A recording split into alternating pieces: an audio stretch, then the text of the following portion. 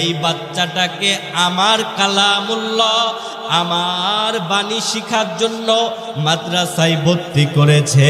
এই বাচ্চাটা মাদ্রাসায় যায়া আমার নামের কয়েকটা অক্ষর যখন হুজুর তাকে পড়ায়া দিল, এই বাচ্চাটা এই কয়েকটা অক্ষর পড়ার সাথে সাথেই আমি আল্লাহ এই বাচ্চার বাবার কবরের আযাব মাফ করে দিয়েছি।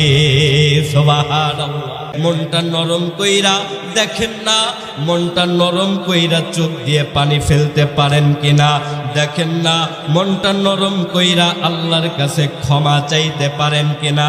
আরে বন্ধু, আজকে মাদ্রাসার মাহফিল, আল্লাহু আকবার। এই মাদ্রাসায় কি শিখা হয়, এই মাদ্রাসায় কি শিখানো হয়, এই মাদ্রাসায় আপনার বাচ্চাকে কেন দিবেন, এই মাদ্রাসায় আপনার বাচ্চাকে দেওয়ার কারণে কি লাভ হবে, এই মাদ্রাসায় আপনার বাচ্চাকে দিলে কি উপকার হবে। আমার বন্ধু ওলামায়ে কেরাম আছেন এখানে, ওলামায়ে কেরামদের কাছে শুনে নেবেন।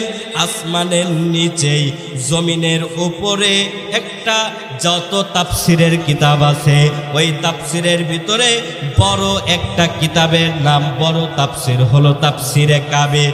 এই তাফসিরে কাবির মুসান্নিফ ফখরুদ্দিন রাজি রহমাতুল্লাহি আলাইহি তার কিতাবের মধ্যে লেখেন, আমার কথা কি বুঝতে পারতেছেন বাবাজি? পারতেছেন? এই আসমানের নিচেই জমিনের উপরে বড় একটা তাফসিরের কিতাব, যেই তাফসিরের কিতাবের নাম হলো তাফসিরে কাবি।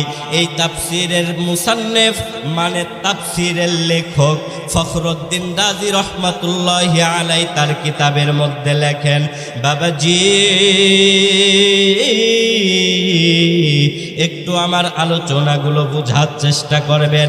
মুসান্নিফ তার কিতাবের মধ্যে লেখেন, আল্লাহর কোন এক পয়গম্বর আল্লাহ তাআলার হুকুমে তার কিছু কাজ করার জন্য রাস্তা দিয়ে যাচ্ছেন। রাস্তা দিয়ে যাওয়ার পর পথিমধ্যেই একটা কবর দেখতে পাইলেন।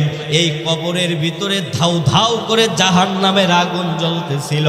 কবরের ভিতরে ধাউ ধাউ করে আগুন জ্বলতেছে, কবরের ভিতরে আযাব হচ্ছে। আল্লাহর নবী বুঝতে পারলেন এই কবরে কঠিন থেকে কঠিন আযাব হচ্ছে। আল্লাহর নবী কাউকে কিছু না বইলা তার কাজের দিকে চলিয়া গেলেন।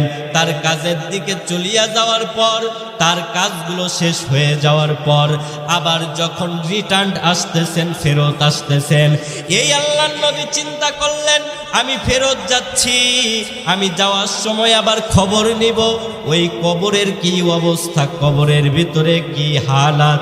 এবার আল্লাহর পয়গম্বর আল্লাহর নবী রাস্তা দিয়ে ফেরার সময় ওই কবরের পাশ দিয়ে যখন যাচ্ছেন, কবরের কাছে যখন আসলেন, কবরের কাছে আইসা দেখলেন, যাওয়ার সময় যেই কবরে দেখলেন ধাউ ধাউ করে আগুন জ্বলতেছিল, এখন আর এই কবরে আগুন নাই, এখন আর এই কবরের ভিতরে আযাব হচ্ছে না। এবার আল্লাহর পয়গম্বর আল্লাহর নবী আল্লাহরে ডাক দিয়ে বলে, ওগো আল্লাহ,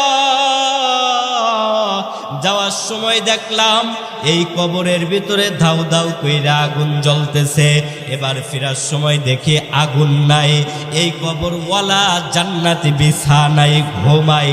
ওগো আল্লাহ, যাওয়ার সময় দেখলাম আগুন, এখন আর আগুন নাই। আগুন না থাকার কারণ আর আগুন থাকার কারণ কি?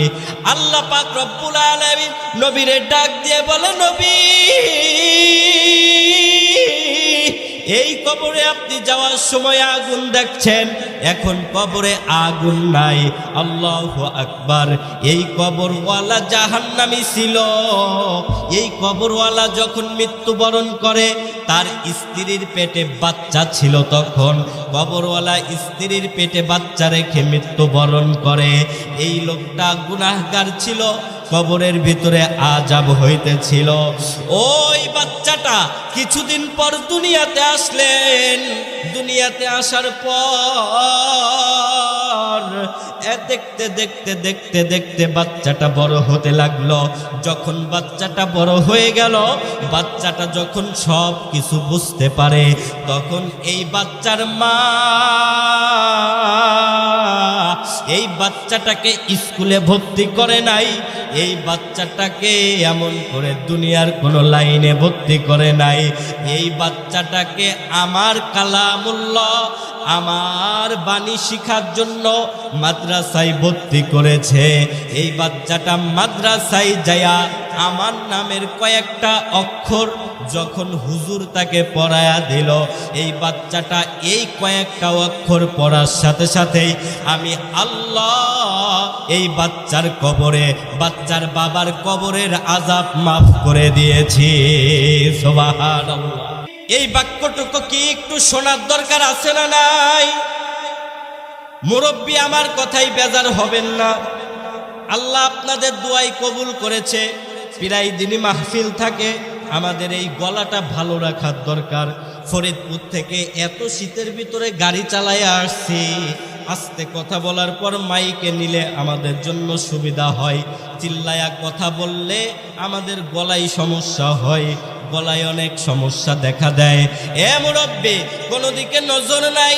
এবার আল্লাহর পয়গম্বর, মনে আছে তো কোন ঘটনাটা?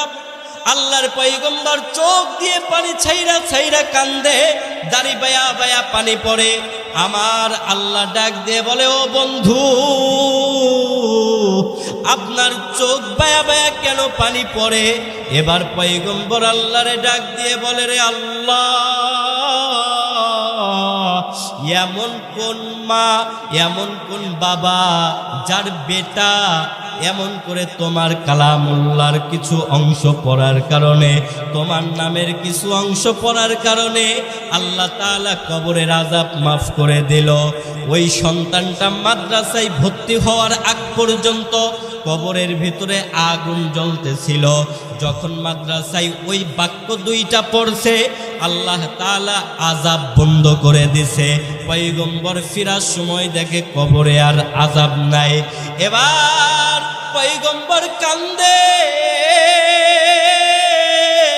ও পয়গম্বর আপনি কেন কান্দেন? পয়গম্বর বলে, আল্লাহ, তামাম পৃথিবীতে যদি এমন বেটা বেটি থাকতো, তোমার যেই নাম পড়ার কারণে মা বাবার কবরের আযাব মাফ হয়ে গেছে, প্রত্যেকটা সন্তান যদি এই নাম পড়তো আর কবরের আযাবগুলো যদি মাফ হয়ে যাইতো, কতই না ভালো হইতো। আল্লাহ, ওই নাম দুইটা, বাক্য দুইটা কি একটু বললে ভালো হয়? আমার আল্লাহ পয়গম্বরকে ডাক দিয়ে বলে, ও বন্ধু, ও দোস্ত, ওই নাম দুইটা আর কিছু না। ওই বাচ্চাটাকে ওর মা ভর্তি করে দেওয়ার পর হুজুর ওকে প্রথমে যেই বাক্যটা পড়ায় আছে, আমার সাথে সবাই বলেন, বিসমিল্লাহির রহমানির রহিম। বাক্যটা কি? ও পয়গম্বর, যেই বাচ্চা বলল বিসমিল্লাহির রহমানির রহিম, আমি আল্লাহ রহমান, আমি আল্লাহ রহিম, এই বিসমিল্লাহর ভিতরে নাই বিসমিল্লাহির রহমানির রহিম, রহমানির রহিম। যেই বাচ্চা বলল আমি আল্লাহ রহমান, যেই বান্দা বলল, যেই বাচ্চা বলল আমি আল্লাহ রহিম, তাইলে আমি আল্লাহ রহমান হইয়া ওর বাবার কবরে কেমনে আযাব দেই? সুবহানাল্লাহ। সম্মানিত হাজিরিন, মাদ্রাসায় বাচ্চা যখন কোরআনের তালিম নেয়, মাদ্রাসার বাচ্চা যখন কোরআন তেলাওয়াত করলো বিসমিল্লাহির রহমানির রহিম, কবরের আযাব বন্ধ কইরা দিল কে? বলেন বলেন কে?